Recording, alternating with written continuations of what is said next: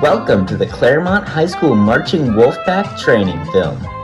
Throughout this instructional video, we're going to teach you how to have a successful and fun time learning and growing within the Claremont High School Marching Wolfpack. This multi-stage instructional video will teach you all the basics that you'll need to know and some useful tips that you'll want to learn in preparation for marching band.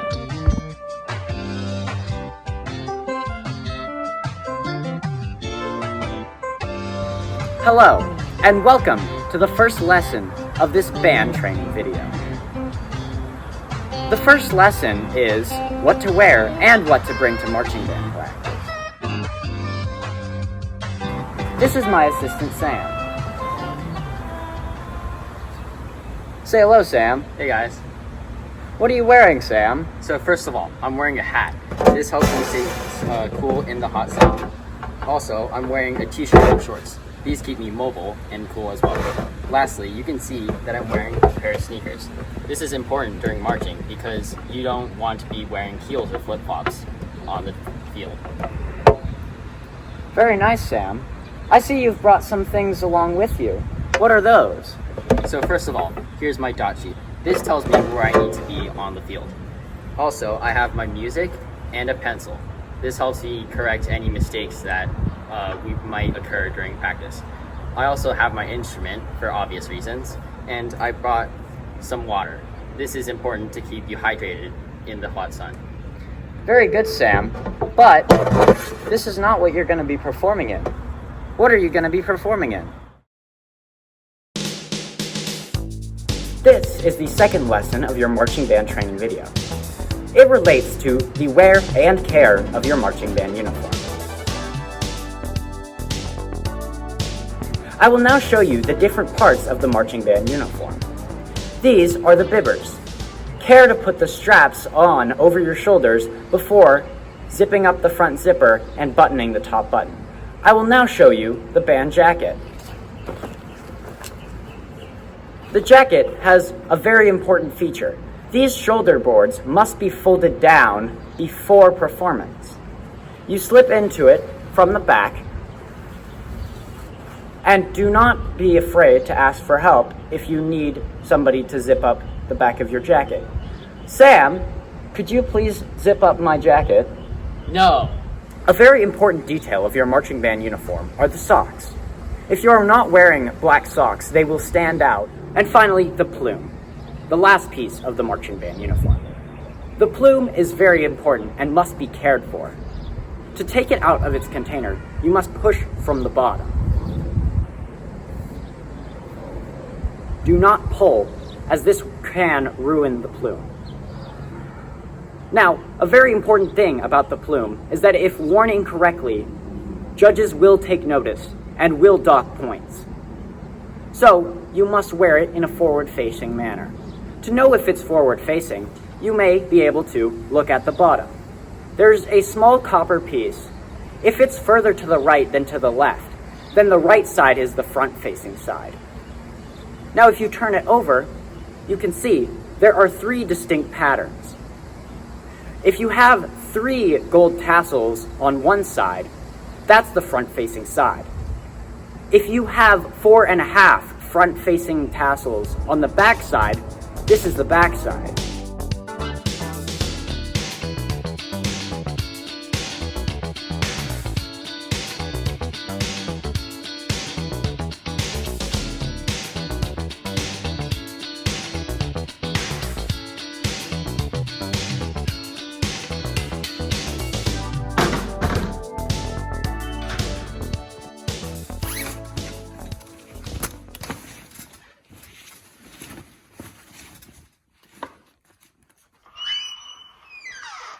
Goodness gracious, Sam, what have you done?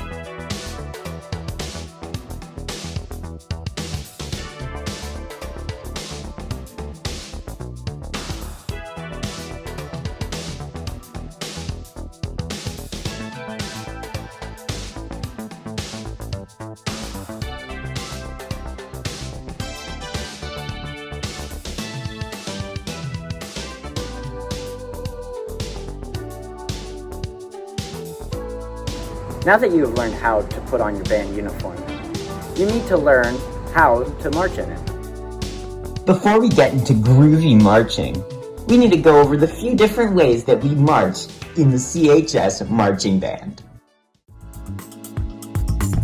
When you march, be sure to land on your heel. When you stop marching, you stab with the right foot and close with the left foot. When we march, it usually takes 8 steps to go 5 yards. Now that we've gone over the most groovy part of marching band, we need to go over who to ask if you have questions. The band hierarchy is a complex, multi-stage societal structure best displayed in a pyramid. Here's how it works. The base level, your average band member. These are your peers and equals, so nobody should be bossing anyone around. Next up, you have the section leader. The section leader's name is pretty self-explanatory. There is at least one section leader for every section, and your section leader should be the first person you go to when you need help. They also coordinate and lead sectionals. Now, wind, brass, and percussion captains. Think of the captains as section leaders for the entire band. There is one in charge of all the winds, one in charge of all the brass, and one in charge of all of the percussion. How they integrate themselves into the band differs from captain to captain. If your section leader could not help you with something, go to your captain. Color guard also has captains, but those work differently.